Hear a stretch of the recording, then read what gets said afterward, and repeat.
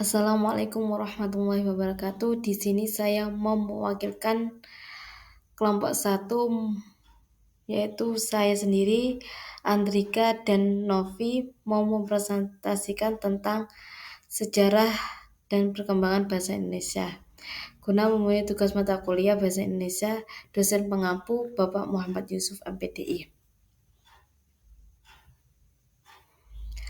Bahasa Indonesia merupakan bahasa resmi bangsa Indonesia. Dalam setiap peradaban manusia, bahasa selalu hadir di tengah-tengah mereka. Bahasa dan manusia merupakan satu kesatuan yang tidak dapat dipisahkan. Hal ini dapat dilihat dari bagaimana bahasa bertindak sebagai suatu media yang membantu manusia dalam kehidupan sehari-hari. Bangsa yang hadir dalam suatu kelompok masyarakat merupakan hasil dari interaksi antar sesama manusia yang ada di tempat tersebut, walaupun mengalami beberapa tahapan perkembangan dan penyerapan. Kemudian bahasa Indonesia tetaplah sama dulu dengan dan kini. Adapun perkembangan bahasa Indonesia dapat dikelompokkan menjadi 3 bagian utama yang perlu diperhatikan. Ketiga bagian tersebut adalah bahasa Indonesia sebagai bahasa pemersatu, bahasa Indonesia sebagai bahasa resmi negara, dan bahasa Indonesia sebagai bahasa internasional. Bahasa Indonesia dipilih dari bahasa Melayu Riau, yang pada saat itu berkembang di Kepulauan Riau. Bahasa Melayu Riau dipilih dikarenakan sebagai bahasa persatuan dan diberi nama bahasa Indonesia. Pemilihan bahasa ini lebih banyak didasarkan pada pertimbangan politik daripada linguistik. Bahasa merupakan sistem lambang bunyi yang arbiter, digunakan oleh anggota suatu masyarakat untuk bekerja sama, berinteraksi, dan mengidentifikasi diri. Dengan kata lain, bahasa adalah suatu sistem yang dalam prakteknya membantu manusia. Bahasa mempermudah manusia dalam melakukan segala suatu hal dalam kehidupan sehari-hari. Bahasa Indonesia juga memiliki fungsi yang sama, yaitu sebagai media yang membantu manusia. Namun, secara spesifik bahasa Indonesia adalah salah satu bahasa yang dalam pembentukannya memiliki sejarah yang panjang. Bahasa yang telah ada di Indonesia bahkan sejak zaman kerajaan-kerajaan ini memiliki kajian pembentukan yang cukup rumit baik secara lisan maupun tulisan. Perkembangan bahasa Indonesia, lisan maupun tulisan, berkembang mulai pada saat terbentuknya yaitu pada 28 Oktober tahun 1928 bersamaan dengan momen Sumpah Pemuda. Setelah terbentuknya bahasa Indonesia terus berkembang seiring berlakunya ejaan Van op Hoesjen, Suwendi Melindo bahkan hingga keejaan yang disempurnakan. Selanjutnya, untuk sejarah perkembangan bahasa Indonesia dapat disoroti melalui zaman Sriwijaya yang menggunakan bahasa Melayu untuk menjadi bahasa pembelajaran kebudayaan dan hingga pada saat penyebaran agama Kristen oleh para pendeta-pendeta dan orang Belanda pada saat masih berada di Indonesia. Bahasa Melayu yang merupakan cikal bakal bahasa Indonesia telah berkembang dengan sangat pesat di Indonesia. Bahkan sebelum bahasa Indonesia pertama kali resmi diumumkan pada Sumpah Pemuda, bahasa Indonesia sejak dahulu telah membentuk bangsa dan mempersatukan keberagaman yang ada di Indonesia yang memiliki tingkat kemajemukan yang sangat tinggi.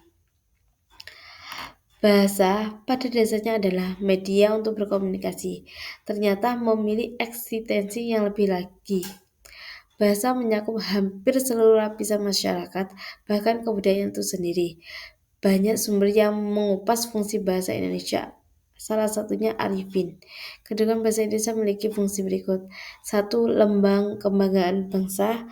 2. Lambang identitas nasional. 3. Alat penghubung antar warga, antar budaya, dan antar daerah. 4. Alat pemersatu suku budaya dan bahasa.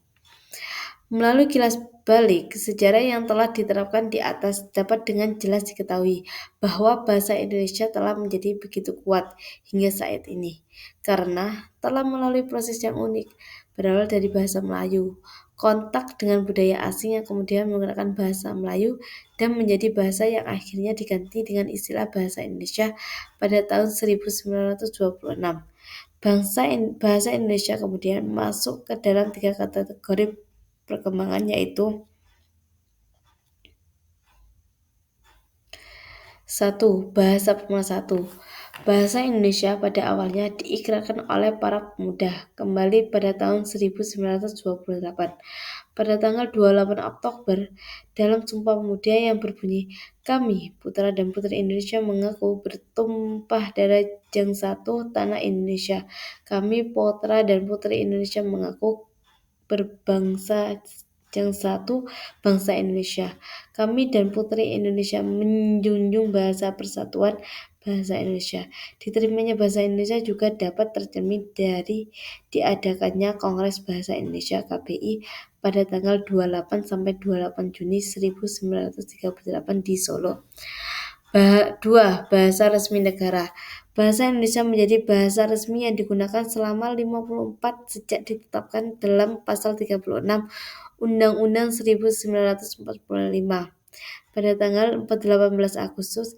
Hal ini ditandai dengan pembacaan teks proklamasi oleh Insinyur Soekarno dan Dr. Muhammad Hatta yang membuat fase awal bangsa Indonesia sebagai bahasa pemersatu menjadi bahasa resmi negara.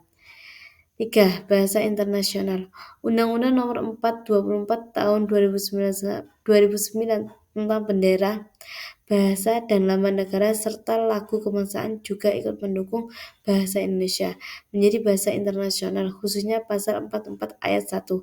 Salah satu bukti dari tindak lanjut untuk fase ini adalah adanya tenaga dan buku-buku bahasa Indonesia bagi penuturan asing. Bahasa Indonesia yang merupakan bahasa Melayu yang telah berada di Indonesia sejak tahun 680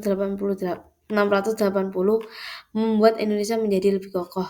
Dengan berkembangnya zaman dan proses akulturasi bahasa Indonesia tetap menjaga keutuhannya. Diawali dengan bahasa pemersatu yang menyatukan setiap suku, kemudian menjadi bahasa negara yang berpuluh tahun berlangsung, dan kini di era modern bahasa Indonesia mulai dikenal di belahan bumi lain dengan identitas yang berbeda. Warga asing mulai mencakup bahasa Indonesia. Bahasa Indonesia menyatukan, menjadi identitas dan menjadi kebanggaan Indonesia. Bahasa Indonesia diharapkan terus merekatkan setiap suku bangsa. Terima kasih. Wassalamualaikum warahmatullahi wabarakatuh.